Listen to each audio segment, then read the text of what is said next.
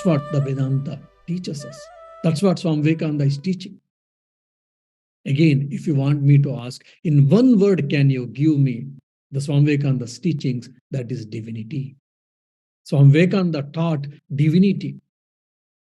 What is this divinity? Science of infinite possibilities. What a beautiful word. The divinity means what? It is the science of infinite possibilities. So that we have to understand. Now,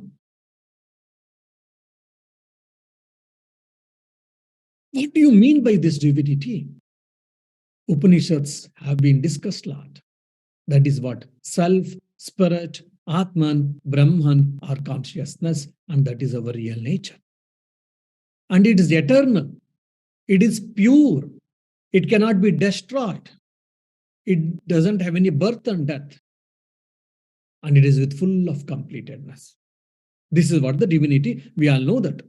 And Swami Vivekananda says, quote, my ideal indeed can be put into few words, and that is to preach the mankind their divinity and how to make it manifest in every moment of life. To preach unto mankind their divinity and how to make it manifest in every moment of life. See, this is what Swami Vivekananda's main teaching. So we are divine. So what is the divinity Swami Vivekananda wanted to teach, and how to manifest the divinity in every moment of life is what Swami Vivekananda's goal, Swami Vivekananda's philosophy can be put into a simple statement or simple sentence. Though it looks simple statement of 2 lines, but it has got a profound meaning. With full of deep meaning, we have to think. When I was cogitating during my research on the Swami Vivekananda's messages, especially with this particular statement, I got 3 corollaries. What is divine? Upanishads have told time and again. Swami Vivekananda also has given a lot of informations and ideas about the divinity. That is our real nature. Sat Chit Ananda, existence, consciousness, bliss, absolute. Today I'm not going to it. Only I'm going for the second aspect, how to manifest the divinity in every moment of our life. The practical aspect of manifesting the divinity, which Swami Vivekananda said, practical Vedanta. So let me try to understand that. Let me try to explain that. When I was thinking about how one can manifest the divinity at every moment of life. I got 3 ways or 3 approaches to manifest this divinity. One is, we have got 3 powers. Whoever has known Lalita Sahasranama, in the Lalita Sahasranama, a particular line says, a particular line has been in that, they try to explain the nature of the mother as the 3 names. Icha Shakti, Gnana Shakti, Kriya Shakti Swarupini. The nature of the divine mother, Mother Lalita, is Icha Shakti, Gnana Shakti, Kriya Shakti Swarupini. So the manifesting the divinity means what? How it can be manifested in every moment of our life, manifesting through Icha Shakti, Gnana Shakti, Kriya Shakti. I will go into detail. This is what one way to manifest the divinity. The second is, we have got 3 powers, as Swami Vivekananda himself has said. He has hinted in his lectures. One is physical strength, the second is intellectual strength or mental strength, and the third is spiritual strength. Of course, in the mental strength, it comes power of mind, power of ideas, power of emotions, ethics, morality, all these things includes there. This is the second way of approach to manifest the divinity. The third way of manifesting the divinity, Swami Vivekananda himself has said that each soul is potentially divine. The goal is to manifest. How?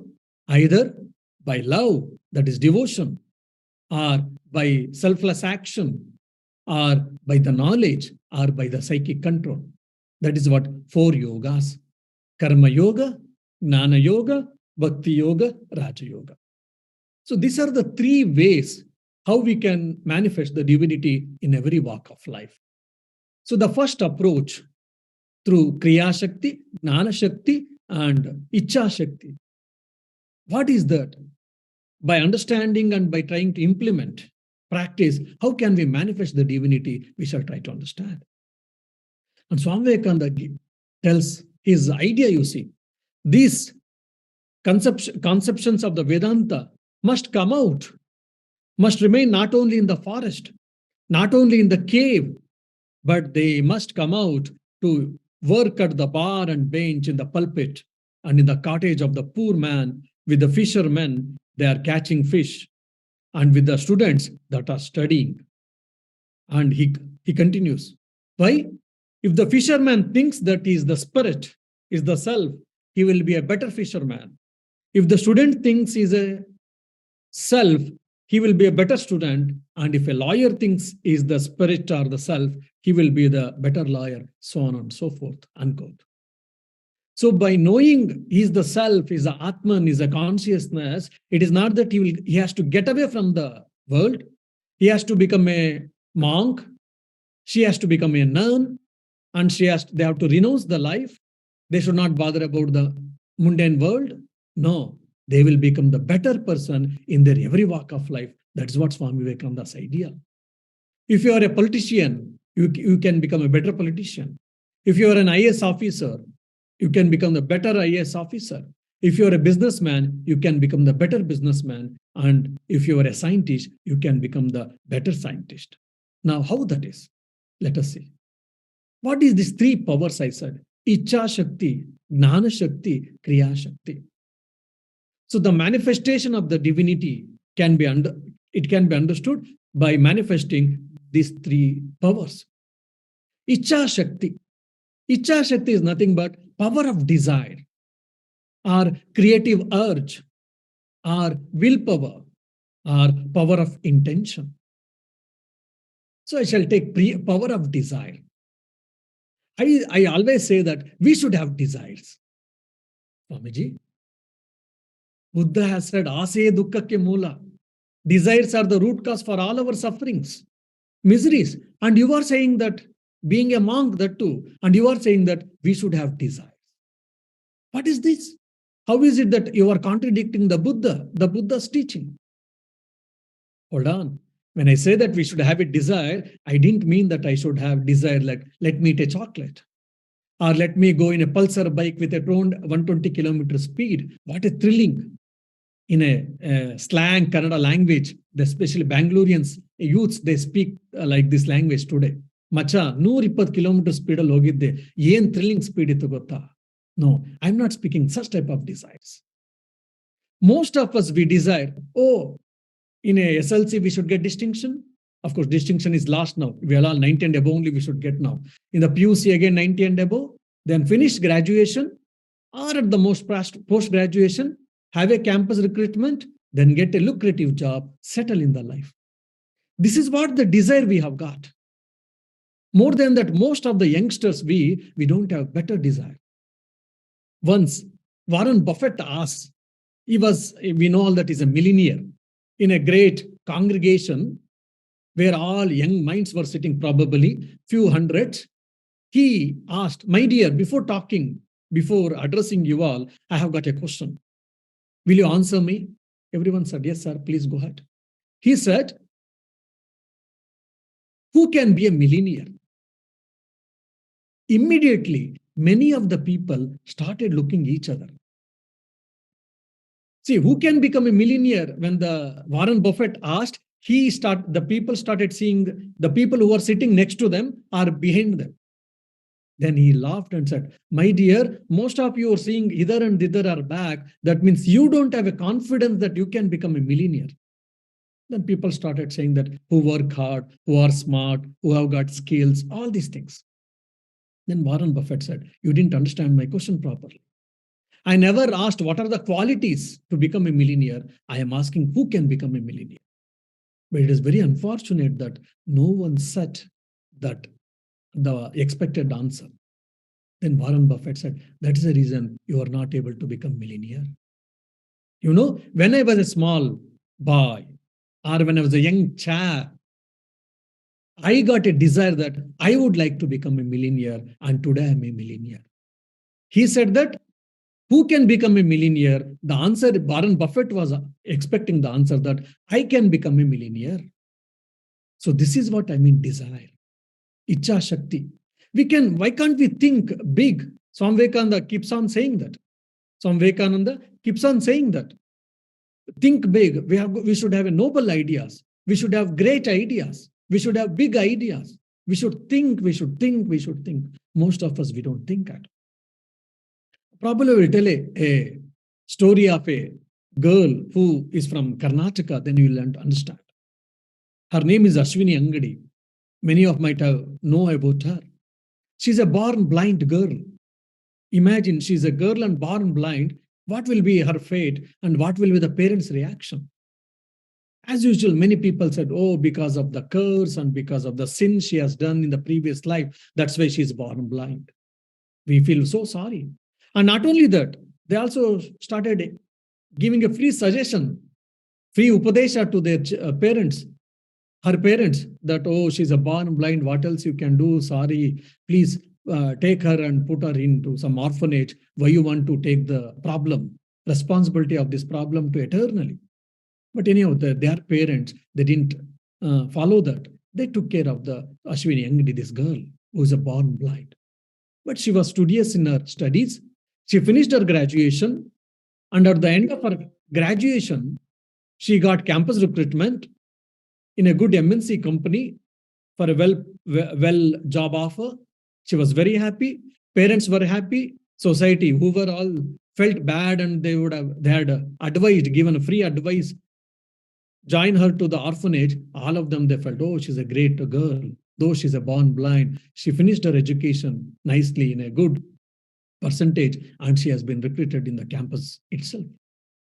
And her education finished. The next day, cab came, cab picked her up, and she went to the working place where there was a AC, and she had her own cabin. All people were also helping her because she was able person, specially abled person. She was so happy for 2-3 days. After 4th day, a thought started lingering in her mind. Is it for this have I taken birth? See, getting job itself is a big challenge for most of our youths. And if you get a job, you are happy. And if you get a lucrative job, you feel that heavens are in your hand. But she started feeling that. And we all got all our body, senses, everything is intact. And she's a born blind girl. She has got a lucrative job. And she's thinking that I am not meant for this. I have to do something else. Then that thought haunted her. She had to probably spend her life a few days sleepless. And she thought, and she found the answer that I want to be a contributor personality. My desire is to become the contributor personality. I want to contribute something to society. Fine. How can I become a contributor personality? She thought that, let me give life, let me give an assurance, let me give an hope for specially abled children like me. And she started a Bedaku Academy in Bangalore, where definitely when she resigned, even the company people said that, please don't do that, you may not get this offer again. And the neighbors or the relatives, they all scolded her. Only the parents supported her, whatever it may be. In her own humble way, she got some orphan boy and girl were specially abled or blind children, and she started feeding her, giving education, etc. And today, in no time, with the difficulties, no doubt, she says that I am the mother of 30 to 40 children. And just she married recently. Then how can she can be the mother of 30 to 40 children? Because 30 to 40 orphans, she's taking care. She's giving the life for them. And you see, this is what I mean, desire, Icha Shakti. Who is stopping us to think like this, with the sublime thoughts, with the noble thoughts, with the noble ideas, or with the great desires? But we have confined ourselves because of unconscious living. We are not living the life of consciousness. When we say that manifest the divinity, it is not that we should go to monastery and we should go to temples or we should try to do some practice meditation or whatnot. They are all part of our life, no doubt. But manifestation of the divinity is what? Think big, have a conscious living, have the noble thoughts, have the big desires, and try to implement it, manifest it, or put into action. Icha Shakti. Then the second is Kriya Shakti. I've got desire. I want to be a president of the India, or I wish to become the prime minister of the India. Of course, Indian election is going. Now someone wants to be chief minister of Karnataka probably. I've got a desire. Or I want to be a scientist. Icha Shakti. So, if not all, some of us, we get stopped here. So this Icha Shakti has to be translated into action. It has to be put into practice, put into action. That is what I mean, Kriya Shakti. Kriya Shakti means what? Power of action. The desires has been translated into action. That is what Kriya Shakti. All the great people, they had a noble ideas, noble desires, big ideas, and they put into practice. When Swami Vivekananda wanted to go to Chicago's Parliament of Religions, it was not a cakewalk for him. He had to face a lot of troubles, a lot of struggles, and finally he went to Chicago. And there also, in 10 or 12 days, whatever the amount he had, 60 to 70% of the amount, it got over. And the Chicago's Parliament of Religions was postponed, and he came to know that if you have to be the delegate in the Chicago's Parliament of Religions, you should have a letter, and he doesn't have any letter from the known agency or known organization or from a known person, and the last date is over. All such type of problems he had to face from Vivekananda, but he faced it, and afterwards he overcome. And just to save the money, 1,000 kilometers he had to again travel, come to the place where the cost of living is small, cost of living is less. So like the lot of adverse circumstances Swami Vivekananda faced. Saram Vishwesharaya faced, Dr. B.R. Ambedkar faced, Maharana Pratap faced, but still they became successful. Why? Because the power of action was very prevalent in them. We all think when we hear some motivational talks, we get inspired, we get motivated. 1 or 2, 3 days we do, and 4th day, back to square. Punar Mushiko Bhava, we say in Sanskrit. Back to square. After 3 days, wherever we started, again we come back to the same position. That should not happen. When we say manifesting the divinity means what? The Kriya Shakti has to be put into practice. Means I have to do my actions. Like for an example, I would like to get up at 5 a.m. and I start my life. If I've decided from today or tomorrow onwards, we should start getting up at 5 o'clock and we should start our routine or what. It starts from our Icha Shakti, from our getting up, actually from rising from the bed. Probably I'll give one example of this Kriya Shakti, then you'll be able to understand. One name person, Suhas Gopinath, I don't know how many of you know, he's from Bangalore.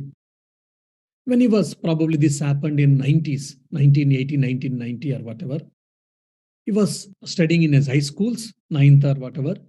2 of his friends, they had come from the business family, from rich family, since they had computers.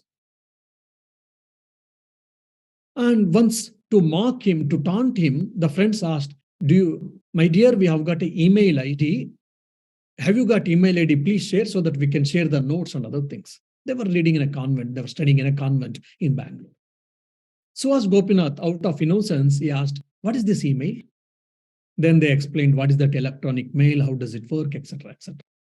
He was also very much interested to have the email ID. He asked, how can I have an email ID?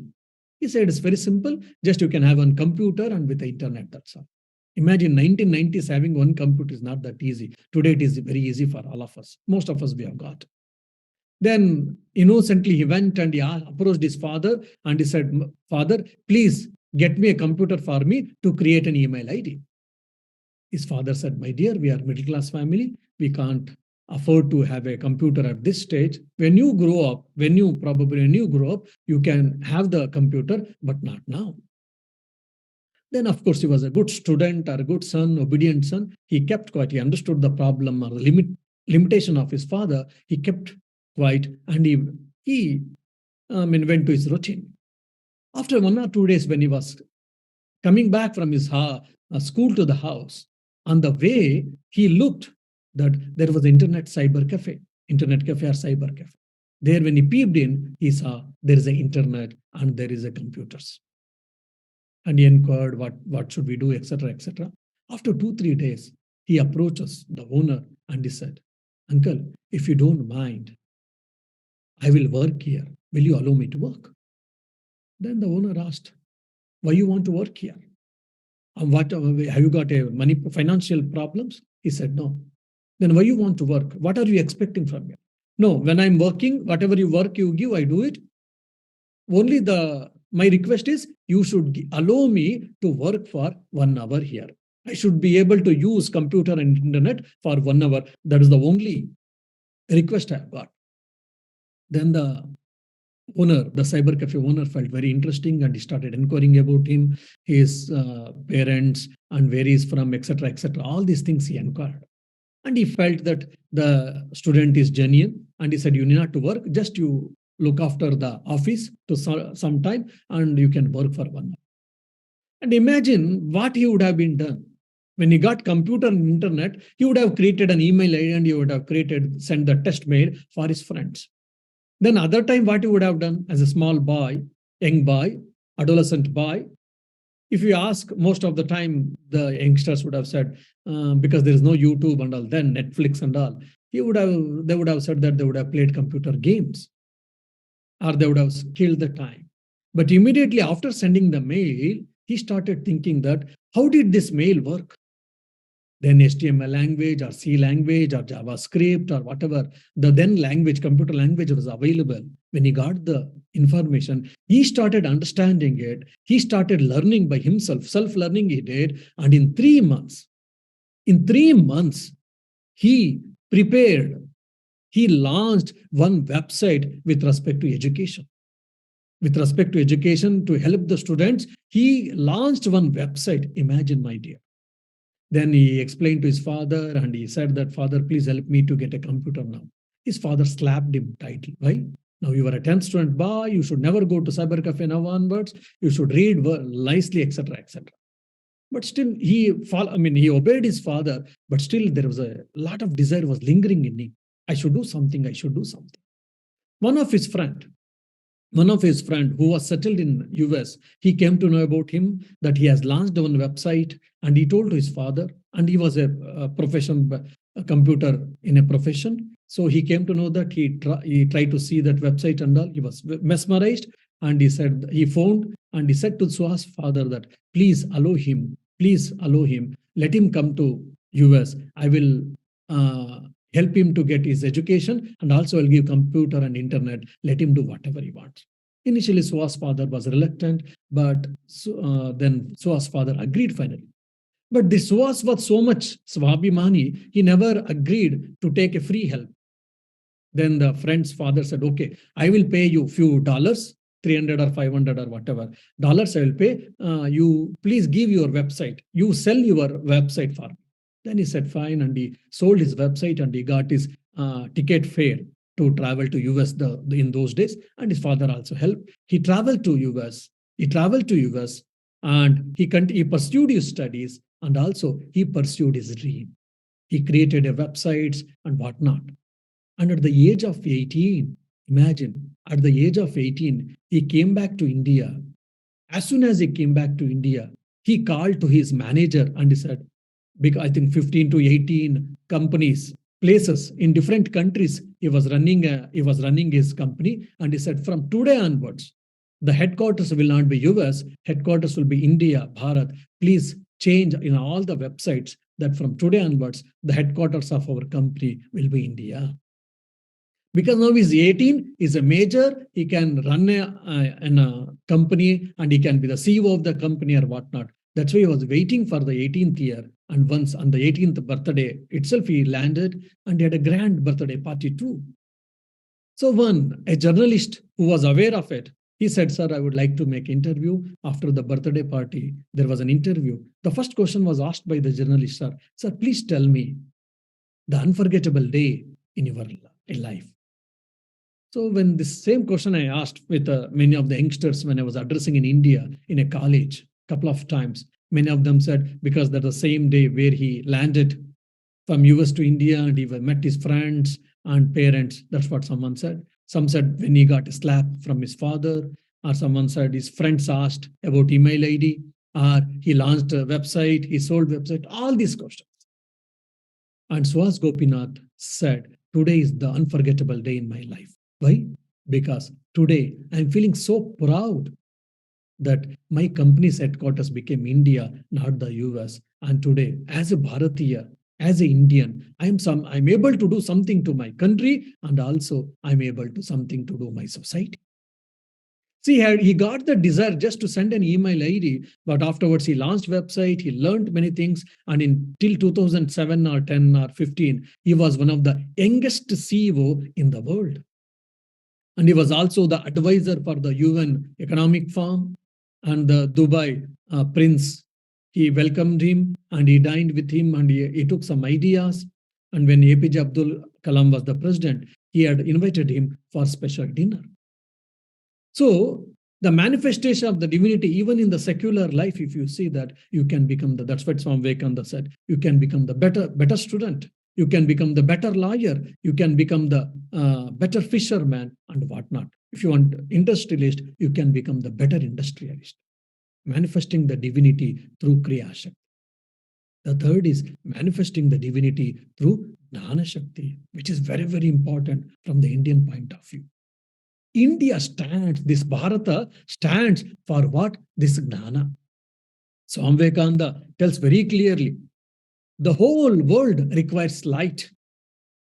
It is expectation. India alone has that light, not through magic or charlatalism or whatnot, but in the teaching of the glories of the spirit of real religion of the highest spiritual.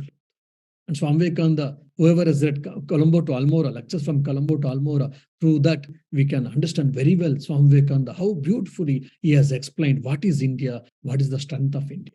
There are some talks I had been taken when I was in Mysore. Some are available on YouTube, also in Facebook and YouTube, in the Om Charaiveti channel also. When we read Swami Vivekananda's lectures from Colombo to Almora, our idea about Hinduism and our idea about India, it totally changes. Whenever the world was in distress, the world was saved by India. How? By giving the spiritual ideas, that is Vedantic ideas, or the ideas related to spirit. It gave the world peace time and again from the India. Swami Vivekananda has told many times. That is what Jnana Shakti. Power of thought, power of mind, power of intellect, desire to know, all these things are come under Jnana Shakti. Swami Vivekananda himself, when he was studying in the 8th standard, his father, for a lawsuit, we all know that Swami Vivekananda's father, Vishwanath Datta, he was the famous lawyer. Because for the lawsuit from Calcutta, he came back to Narayanpur, which is in Chhattisgarh, today's modern Chhattisgarh. There it took a good amount of time, so he was not aware how much time it will take. Then the whole family shifted there. For 2 years they had to stay to finish the lawsuit. Since there was uncertainty of their stay, Naren was not put into any school officially, formally, but he was studying himself little and he was practicing a lot of music, things and all. Then after 2 years, he went back along with his family, Naren. Then he was supposed to be in 10th standard. But he had left in the 8th standard. Now he had to be supposed to be 10th standard, but he couldn't because many of the schools, they rejected because he had not passed 9th standard. Only a school headmaster who was well aware of Naren's capacity, he said, I will take, but condition is you should pass in first class. If you promise me, then I will take you directly to 10th standard. Naren promised him, and he continued his studies and all. For a few days, it was nice. Naren and his guru, Sri Ramakrishna, both of them, they had one problem, limitation. What is that? Both of them had a problem of mathematics. Some of us also we have got. So they never used to like mathematics because it is full of calculations. Sri Ramakrishna also had a problem with the mathematics. Even Naren, Swami Vivekananda also had a problem with mathematics. So since all other subjects were for his liking, he had studied 3 years he had to study and appear for all the 3 years exam papers he had studied. But unfortunately, because mathematics was not dear to him and it was an allergy for him, he had keep on postponing.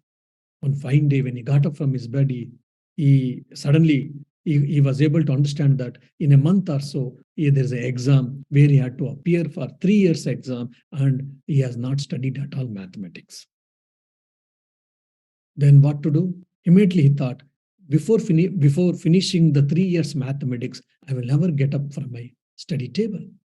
He sat and he started finishing his ablutions. He sat and he started studying. There was a breakfast time. His mother called. He didn't get up and go. Food was supplied there. He continued his study. Lunch time, he was called. He didn't get up from the table. Again, lunch was provided on the table. Evening, milk was given. Night food was given. Mother said, "My dear, enough. Please go and sleep." He said, "Don't worry, mother. Please go for rest. Go to sleep. When I feel enough, I will get up."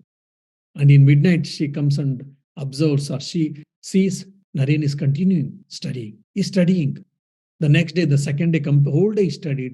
Third day also studied. By that time, mother had a fear. What happened to my son? Whether any spirit or a ghost has appeared.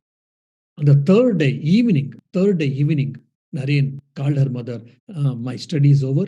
And he got up and he had a sumptuous meal, and snoringly he slept. So this is what one is Icha Shakti, the other is Gnana Shakti. The power of knowledge. And in Gujarat also, Swami Vivekananda sat for 3 days. He himself studied Panini's Ashtadhyayi completely. He was in France. He tried to learn French language. He tried to study the French history. In European travels, he speaks about the Europeans' dress, food style, and whatnot. My goodness, what an amount of observation, what an amount of knowledge he had.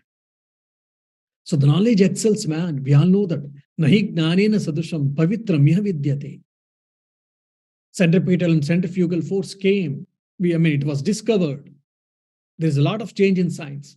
The law of gravitation was discovered. There's a lot of change in the science.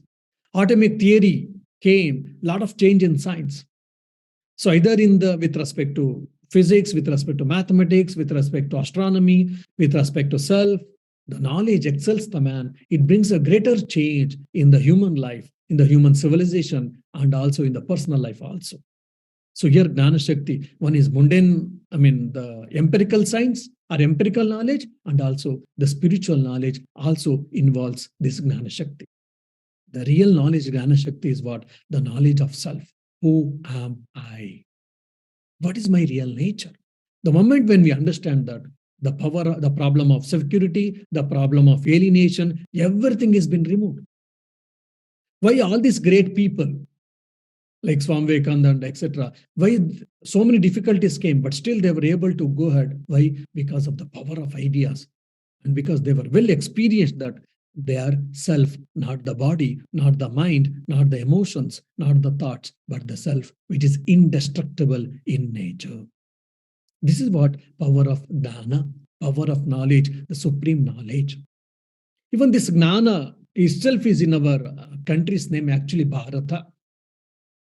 Bharata. Why it is called? How did we get this name? Because unfortunately, our history books, they tell that because there was a king by name called Bharata. Bharata ruled our country. That's why it is called Bharata. There are so many kings. There were so many kings. They all ruled our country. Why didn't we get the name? It is one of the simple reason, or very negligible answer for that actually. Actually, this Bharata has been created, or it has been formed by these two dhatus, Bha and Ratha. Bha means knowledge. Bha means light. And Ratha means what? One who is engaged, one who is searching for. Where there are hundreds of people, thousands of people who are residing and who are busy in searching for the knowledge, divine knowledge, supreme knowledge, light, whatnot you can say. Such a geographical area has been called as Bharata. What a beautiful, what a sublime, magnanimous meaning regarding to our country's name, you see, Bharata. Where hundreds of people are busy in pursuit of knowledge, in searching for the divine knowledge, in searching for the supreme truth, in searching for the light. Such area was known as Bharata. See, 5,000, 10,000, 50,000 years before, our Rishis gave this simple statement, simple Sanskrit couplet or a Sanskrit mantra, part of Veda. Asatoma Sadgamaya. Let us travel from the unreality to the reality, from Asat to Sat. What a great idea. Tamasoma Jyotirgamaya. Let us travel from the ignorance to the knowledge, or from ignorance to the light. Then Mrityorma Amrutangamaya. Let us travel from mortality, death, to the immortality. What a beautiful idea. What a grand idea. Even hardly we come across that civilizations well progressed during that time. Already the grand ideas was given by our rishis. They were thinking, this is our Bharata. And Swami Vivekananda represented this Bharata. That's why he was known as condensed India. When we have got, when we understand that we are spirit, we are self, and we are divine, and if we think that to manifest the divinity is the goal of the life, then all our problems can be solved.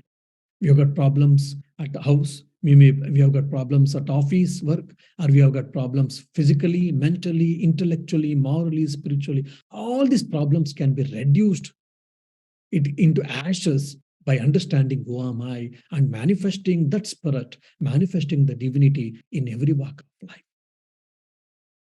Power will come, glory will come, goodness will come, everything, whatever is there in this world, everything will come when you understand that you are the self.